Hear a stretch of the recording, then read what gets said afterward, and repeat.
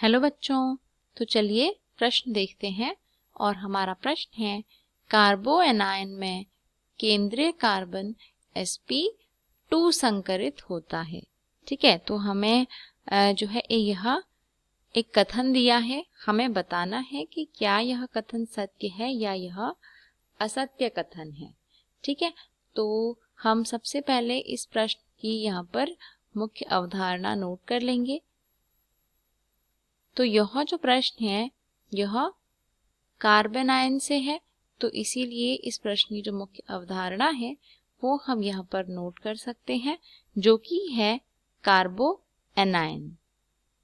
चलिए अब अगर बात करते हैं कार्बोएनायन की, तो कार्बोएनायन देखिए क्या होता है।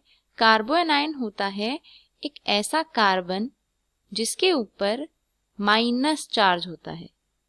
ठीक है, एक ऐसा कार्बन जिसके ऊपर क्या होता है, एक नेगेटिव चार्ज होता है, एक माइनस का चार्ज होता है, एक ऋणात्मक आवेश होता है, उसे हम कहते हैं कार्बोएनायन। ठीक है, अब ये किस प्रकार बन सकता है, एक बार इस चीज को देख लेते हैं। तो बात करते हैं कि अगर मान लीजिए कि जो हमारा कार्बन है वो किसी ऐसे तत्व के साथ जुड़ा है जिसकी विद्युत ऋणात्मकता जो है वो कार्बन से क्या है, कम है। ठीक है, तो यहाँ पर अगर हम बात करें तो जो हमारा कार्बन है वो एक ऐसे X के साथ जुड़ा हुआ है और जिसकी विद्युत ऋणात्मकता जो है, विद्युत ऋणात्मकता की अगर हम बात करें तो विद्युत ऋणात्मकता का अगर हम ऑर्डर यहाँ पर देखेंगे, इसका क्रम देखेंगे, ठीक है, तो कार्बन की विद्युत ऋणात्मकता यहाँ पर अधिक और X की विद्युत ऋणात्मकता कम हम मान लेते हैं। ठीक है, तो कार्बन जो है वो ज्यादा विद्युत ऋणात्मक है X के तुलना में। इसका क्या अर्थ है कि ये इलेक्ट्रॉन कौन लेके जाएगा, क्योंकि कार्बन ज्यादा इलेक्ट्रोनेगेटिव है, ज्यादा विद्युत ऋणात्मक है।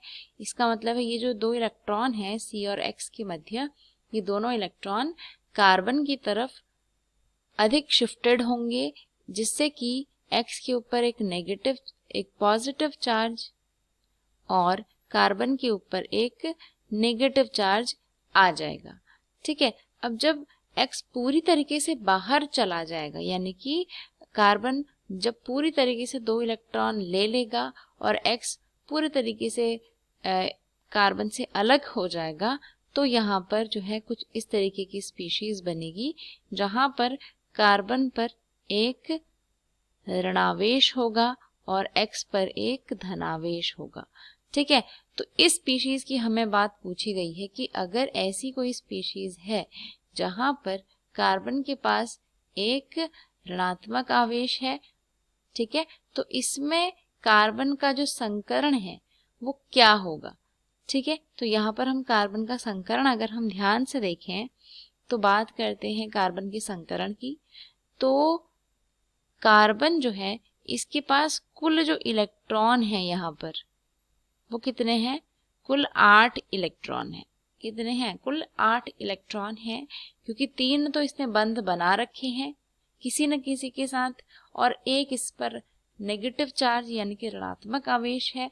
ऋणात्मक आवेश का अर्थ होता है कि कार्बन ने 2 इलेक्ट्रॉन जो है वो ले रखे हैं। जैसे कि हमने यहाँ पर देखा था कि जब C और X के मध्य एक बॉन्ड था, उस बॉन्ड के दोनों इलेक्ट्रॉन जो है जब कार्बन ने ले लिए, X को अलग कर दिया, तभी कार्बन पर एक नेगेटिव चार्ज आया था। तो यहाँ पर कार्बन के पास एक नेगेटिव चार्ज होगा जिसकी वजह से 2 इलेक्ट्रॉन यहाँ से आ गए और 3 इसने बंध बना रखे हैं सहसंयोजी, 6 इलेक्ट्रॉन यहाँ से आ गए, तो कुल इलेक्ट्रॉन कार्बन पर यहाँ पर 8 इलेक्ट्रॉन है। ठीक है, अब अगर हम इसके संकरण की हम बात करें तो यहाँ पर जो संकरण होगा कार्बन का वो होगा sp3 संकरण, क्योंकि कार्बन के पास कुल 8 इलेक्ट्रॉन है। ठीक है, वो 8 इलेक्ट्रॉन किस प्रकार होंगे, 2 इलेक्ट्रॉन s में होंगे और 6 इलेक्ट्रॉन p में होंगे, अर्थात कुल जो टोटल हाइब्रिडाइजेशन और संकरण है कार्बन का वो होगा हमारा sp3 संकरण। ठीक है, तो यह जो प्रश्न में दिया है वह दिया है कि कार्बन आयन जो होता है उसमें sp 2 संकरण होता है कार्बन का, तो ऐसा नहीं है। यह जो कथन है यह बिल्कुल गलत है, और सही जो कथन है वह यह होना चाहिए था कि कार्बन आयन में केंद्रीय कार्बन sp3 संकरित होता है। ठीक है, तो इसका उत्तर हो जाएगा कि यह जो कथन है यह कथन बिल्कुल गलत कथन है। ठीक है, तो मैं आशा करती हूँ कि आपको यह उत्तर समझ में आया होगा। धन्यवाद।